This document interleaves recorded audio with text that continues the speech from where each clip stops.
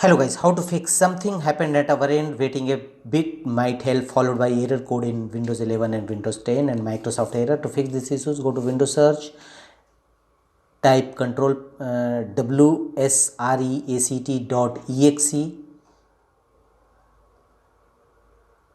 to reset Windows Store, and this command will reset Microsoft Store and open a fresh.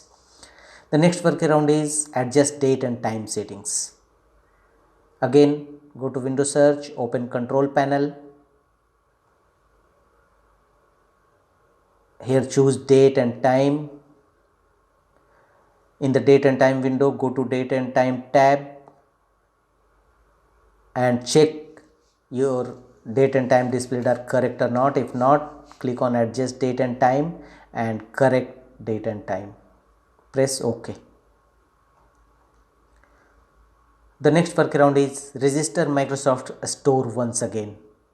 Open Windows search, type PowerShell and open PowerShell as administrator mode, and here execute the command as shown on screen. This command path will also available in my video description. You may copy from there, copy it and paste in PowerShell Windows and press enter and try and check problem is resolved or not.